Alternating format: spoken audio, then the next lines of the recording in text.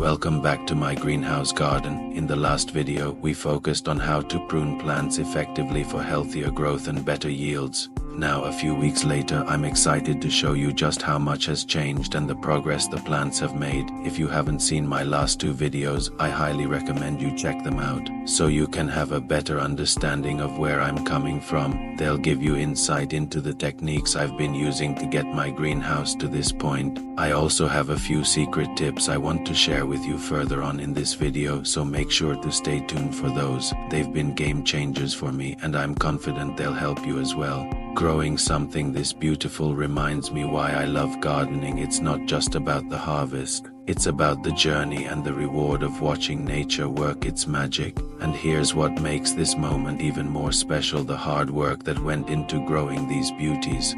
From carefully pruning the plants to ensure proper airflow, to providing just the right amount of water and nutrients, every step played a part in creating these picture-perfect tomato and peppers.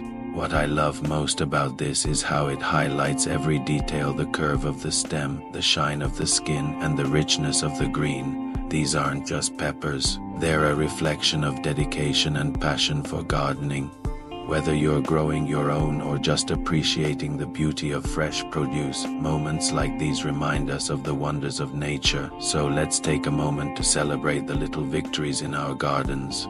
Now let's move along to my F1 tomatoes. Just look at these beauties. They've been making incredible changes over the past few weeks, and I couldn't be more excited to share their progress. The plants are thriving with vibrant, healthy foliage and clusters of perfectly ripened fruit. The tomatoes are firm, juicy, and have that rich red color that every gardener dreams of. It's amazing to see how much they've grown since we last checked in. If you're enjoying this video so far, don't forget to hit that like button and subscribe for more tips and updates. It really helps support the channel and keeps the content coming your way. Now let's get back to it.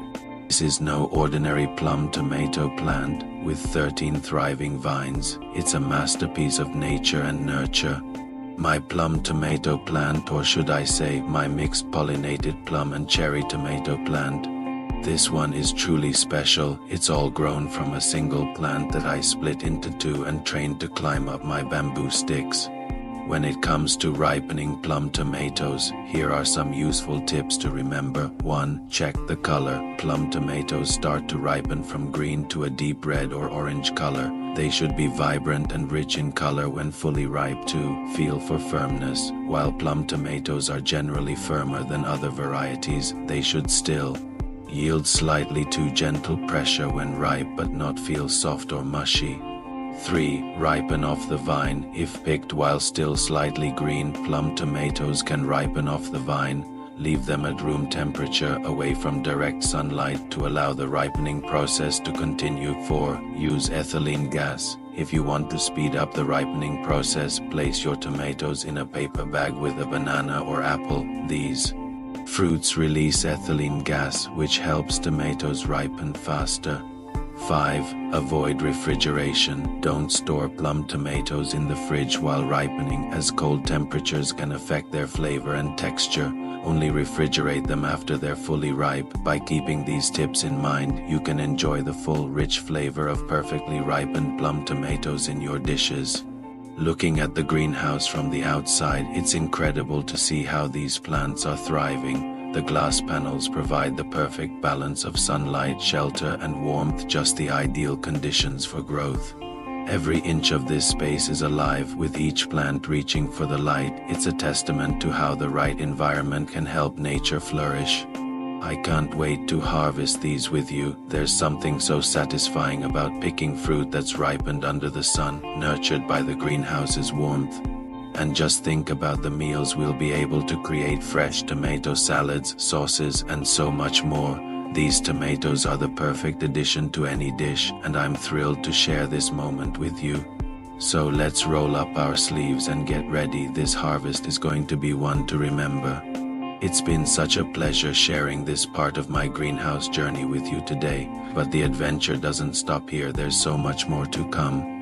In my next video, we'll dive deeper into how these plants are looking and growing, and I can't wait to share more tips, tricks, and updates on everything happening in the garden.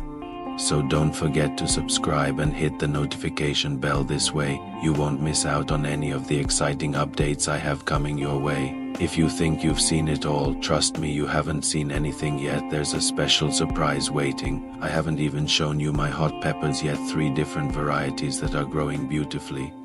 From mild to fiery hot, these peppers are the stars of the greenhouse. You'll get to see all 3 varieties in my next video, and trust me, you won't want to miss it.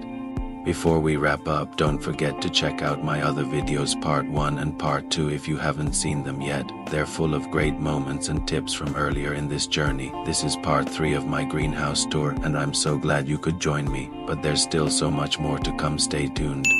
Thanks so much for watching. Don't forget to like, comment and subscribe so you don't miss what's coming next, and definitely check out part 1 and part 2 if you haven't already.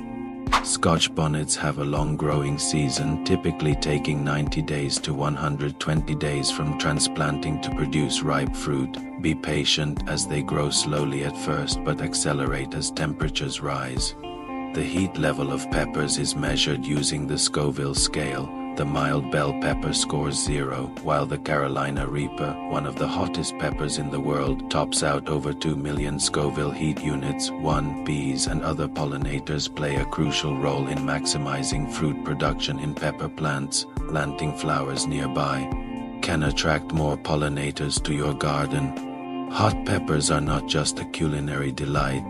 They're a fascinating blend of flavor, science and history.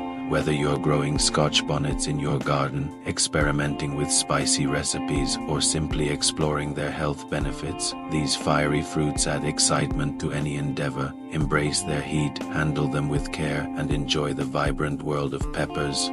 Thanks for watching. Part 4 is coming soon.